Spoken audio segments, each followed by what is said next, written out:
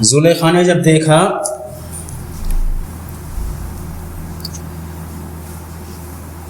کہ حضرت یوسف علیہ السلام کو دیکھ کر زنانہ نے مصر نے اپنے ہاتھ کاٹ لیے ہیں اور زبان سے کہا حاشا للہ ما ھذا بشرا ان ھذا الا ملک کریم، کہ اللہ کی قسم یہ کوئی انسان نہیں، یہ تو کوئی برگزیدہ فرشتہ ہے۔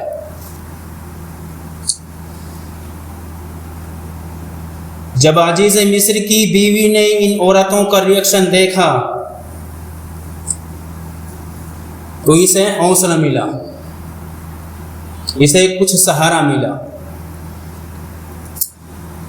اب یہ کہتی ہے ان عورتوں سے قالت فذلکن الذی لمتننی فیہ، یہی ہے وہ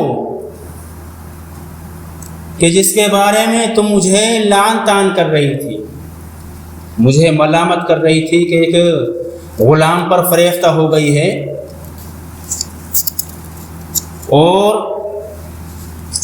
اس کا خاندان کیا ہے، حسب کیا ہے، کس ملک سے ہے، کچھ پتہ نہیں، تم اس کے بارے میں مجھے ملامت کر رہی تھی، یہی نوجوان ہے۔ اور اس نے یہ بھی کہا کہ تم نے ایک دفعہ دیکھا ہے تو اپنے ہاتھ کاٹ لیے، اب اندازہ لگاؤ کہ یہ میرے گھر میں ہر وقت رہتا ہے اور میں اسے ہر وقت دیکھتی ہوں تو پھر میرے دل پر کیا بنتی ہو۔ سہارا مل گیا نا۔ عورتوں نے کہا کہ آپ حق بجانب ہیں۔ اس کے بعد کہتی ہے وَلَقَدْ رَاوَدتُّهُ عَن نَفْسِهِ فَاسْتَعْصَمَ، میں نے اسے اپنی خواہشات کو پورا کرنے کے لیے ورغلایا، بہلایا، پھسلایا، فَاسْتَعْصَمَ، لیکن یہ اب تک بچا رہا، میرے قابو میں نہیں آیا۔ وَإِن لَّمْ يَفْعَلْ مَا آمُرُهُ، اگر اس نے وہی کام نہیں کیا جس کا میں اسے حکم دیتی ہوں، یعنی اگر اس نے میری اطاعت اور فرما برداری نہیں کی، لَيَسْجُنَنَّ وَلَيَكُونَنَّ مِنَ الصَّاغِرِينَ، تو اسے قید کر دیا جائے گا اور پھر اسے بے عزت کر دیا جائے گا، ذلیل و رسوا کر دیا جائے گا۔ اب تک تو بچا رہا یہ، جو میں کہتی ہی اس سے باز نہیں آیا، اس کا میرا حکم نہیں مانا، لیکن آئندہ اس نے اگر میرا حکم نہیں مانا، میری خواہشات کو پورا نہیں کیا تو پھر اسے جیل میں ڈال دیا جائے گا اور اس کے ساتھ ساتھ اسے رسوا کر دیا جائے گا۔ ان تمام عورتوں کا جو یہ مکر ہے حضرت یوسف علیہ السلام کے بارے میں، اب تو تمام عورتوں کے سامنے اس نے برملا اعلان بھی کر دیا کہ اگر یہ نہیں مانے گا تو رسوا کر دیا جائے گا۔ اس کا مطلب ہے کہ مصر کا معاشرہ اس وقت انتہائی خراب، گندا اور بے حیا معاشرہ تھا۔ اور یہ بھی بتلاتا ہے قرآن حکیم سیاق کے اعتبار سے کہ اس وقت مصر کے معاشرے میں مرد و زن کا اختلاط، یعنی مرد اور عورت کا اختلاط بے حجابانہ طور پر ملنا یہ کوئی معیوب بات نہیں سمجھی جاتی تھی۔ مرد عورتیں آپس میں ملتے ہیں بغیر پردے کے، اس وقت کوئی معیوب بات نہیں سمجھی جاتی تھی، جیسا کہ آج ہمارے معاشروں میں ہو رہا ہے، شادی بیاہ کی تقریبات میں ہیں، اسی طرح بڑی بڑی پارٹیوں میں، بڑی بڑی ہوٹل اور مال وغیرہ میں مرد و زن کا اختلاط، آپس میں جو ملنا ہوتا ہے عورت کا اور مرد کا، قرآن حکیم یہ بتلاتا ہے کہ دراصل سماج اور معاشرے کی بے حیائی کی بنیاد یہی ہے کہ مرد عورت کا بے حجابانہ طور پر ملنا، یہی سے بے حیائی، فحاشی اور عریانی جنم لیتی ہے جب مرد عورت آپس میں اکٹھا ملتے ہیں اور اس ملنے کو کوئی معیوب نہیں سمجھا جاتا۔ یہی وجہ ہے کہ قرآن حکیم نے ہمیں ایک نصاب دیا ہے تاکہ مسلم سماج، مسلم معاشرہ پاک دامن رہے، صاف ستھرا رہے، صاف اور شفاف رہے۔ ہم اور آپ جب قرآن حکیم کی سورہ نور کا مطالعہ کریں گے تو اس میں اللہ وحدہ لا شریک نے ایک نصاب دیا ہے، یہاں تک دیا ہے کہ اگر ایک مسلمان دوسرے مسلمان کے یہاں ملنے کے لیے جائے تو بے حجابانہ طور پر گھر میں دھڑام سے داخل نہ ہو، بلکہ اجازت لے۔ یا ایھا الذین آمنوا لا تدخلوا بیوتا غیر بیوتکم حتی تستأنسوا وتسلموا علیہا۔ اے ایمان والو، جب تم ایک مسلمان کے گھر میں داخل ہو تو گھر کے اندر داخل نہ ہو جب تک کہ اس سے اجازت نہ لے لو، صاحب خانہ سے، گھر والے سے، اور اس پر سلام کر لیا کرو۔ سلام کا طریقہ بتلایا ہے نبی کریم صلی اللہ علیہ وسلم نے کہ دروازے کے بالکل سامنے نہ ہو، دروازے میں کوئی سوراخ روشندان وغیرہ ہے تو وہاں جھانک کر نہ دیکھو، تانگ جھانک نہ کرو۔ نامعلوم صاحب خانہ کس حالت میں ہو اور اس کی پرائیویسی متاثر ہوتی ہو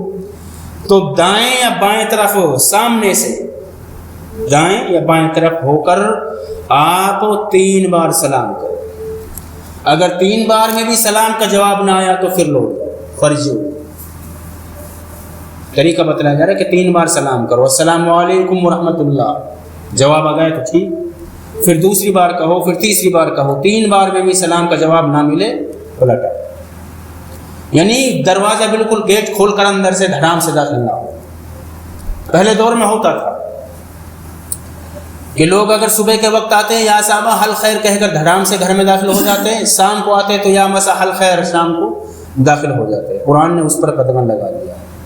اور یہاں تک قدغن لگایا ہے کہ وہ لڑکے جو بلوغت کے قریب ہیں، جوانی کی دہلیز پر جو قدم رکھنے والے ہیں، ان کے لیے بھی حکم ہے کہ 3 اوقات میں وہ اپنے ماں باپ کے کمرے میں اور بہن کے کمرے میں داخل نہ ہو جب تک اجازت نہ لے۔ یعنی قرآن ہمیں ایک بالکل صاف ستھرا سماج اور معاشرہ دینا چاہتا ہے، تو یہ اس وقت خراب معاشرہ تھا مصر کا۔ اور یہ بھی بتلایا جا رہا ہے کہ اس وقت کی عورتیں مصر کی وہ اپنے مردوں کے اوپر حاکم تھی، جیسا کہ آگے آئے گا، وہ مردوں پر دباؤ ڈال کر جیسا چاہتی ویسا کام کروا لیا کرتی تھی اس وقت۔ تو ایسے وقت میں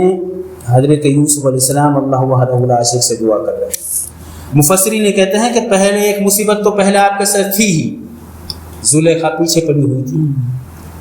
عزیز مصر کی بیوی، اور یہ ہاتھ کاٹنے کے بعد یہ ساری عورتیں آپ کے پیچھے پڑ گئی۔ اب بہت ساری مصیبتوں نے آپ کو گھیر لیا۔ پہلے تو ایک عورت تھی، اسے بچتے رہے، اس کے بعد بہت ساری عورتیں آپ کے پیچھے پڑ گئی اور آپ کو دعوت گناہ دیتی رہی۔ ایسے عالم میں اللہ کے پیغمبر اللہ سے دعا کر رہے ہیں، قال رب السجن احب الی مما یدعوننی الیہ، اے پروردگار جس کام کی طرف یہ عورتیں مجھے مائل کر رہی بلا رہی ہیں اس سے مجھے جیل جانا زیادہ پسند ہے، زیادہ محبوب۔ اس سے پہلے کہ میں معصیت کے اندر مبتلا ہو جاؤں، معصیت گناہ نافرمانی کے اندر مبتلا ہو جاؤں، میں جوان ہوں، انمیرڈ ہوں، انسان ہوں، نفس ہے، بشر ہوں، نفس ہے میرے ساتھ، اور یہ بلا رہی ہیں اگر میں نافرمانی میں معصیت میں گناہ ہو جاؤں تو پروردگار اس سے پہلے مجھے جیل جانا پسند ہے۔ وَإِلَّا تَصْرِفْ عَنِّي كَيْدَهُنَّ أَصْبُ إِلَيْهِنَّ، اے اللہ اگر تو نے ان عورتوں کے مکر کو مجھ سے دور نہ کیا تو میں اصب الیہن، ہو سکتا ہے کہ انسان ہونے کے ناطے میں ان کے بہکاوے میں فسلہ میں آ جاؤں اور میں اس معصیت کے ارتکاب کر بیٹھوں، وَأَكُن مِّنَ الْجَاهِلِينَ، اور میں جاہلوں میں سے ہو جاؤں۔ یہ دعا کر اللہ ان کے مکر کو، ان کی سازشوں کو، ان کی چالوں کو مجھ سے پھیر دے، کہیں ایسا نہ ہو کہ جس کام کی طرف یہ مجھے دعوت دے رہی ہے میں اس میں مبتلا ہو جاؤں اور میں گناہ کے ارتکاب کر بیٹھوں، اور گناہ کے ارتکاب کرنے کے بعد میں جاہلوں میں سے ہو جاؤں۔ اس کا مطلب یہ ہے کہ آدمی گناہ کر لیتا ہے وہ جاہل ہوتا ہے۔ جاہل کی تعریف قرآن نے بتلائی ہے کہ گناہ کرنے کے بعد آدمی جہالت کا ارتکاب ہوتا ہے، گناہ گار کو جاہل کہا جاتا ہے۔ اب اللہ نے فرمایا فاستجاب لہ ربہ، تو اللہ وحدہ لا شریک نے حضرت یوسف علیہ السلام کی دعا کو شرف قبولیت عطا فرمایا، آپ کی دعا قبول فرمائی۔ فصرف عنہ کیدہن، اور ان عورتوں کے مکر کو اللہ وحدہ لا شریک نے اپنے پیغمبر سے دور فرما دیا۔ انہ هو السمیع العلیم، یقیناً اللہ پاک سننے والا اور جاننے والا ہے۔ اس کا مطلب ہے کہ اگر آدمی حقیقی طور پر دل سے دعا کرے تو اللہ وحدہ لا شریک اس کی دعا کو قبول فرماتا ہے۔ ارے مسلمان تو مسلمان، سورہ یونس میں ہے کہ اگر کافر بھی اخلاص کے ساتھ اللہ سے دعا کرتا ہے تو اللہ پاک اس کی دعا کو ریجیکٹ نہیں کرتا، اس کی دعا کو بھی قبول فرما لیتا ہے۔ تو پھر ہم اور آپ تو مسلمان ہیں، اگر اخلاص کے ساتھ اور جو دعا کے آداب بتلائے ہیں قرآن حدیث نے ان کو ہم برتیں تو انشاءاللہ ہماری دعا اللہ وحدہ لا شریک ضرور بھی ضرور قبول فرمائے۔ اب کیسے آپ کو جیل میں بھیجا جا رہا ہے اس کا بیان کر لائے گا کہ انہوں نے دیکھ لیا جو بڑے بڑے طبقے کے اشراف تھے، بڑے بڑے افسر، بڑے بڑے ادھیکاری، انہوں نے دیکھا کہ ساری عورتیں یوسف کے پیچھے پڑ گئی ہیں، لہٰذا بہتر یہ ہے کہ یوسف کو منظر سے ہٹا دیا جائے، اور منظر سے ہٹانے کے لیے سب سے بہترین جگہ جیل میں بھیج دیا جاتا ہے۔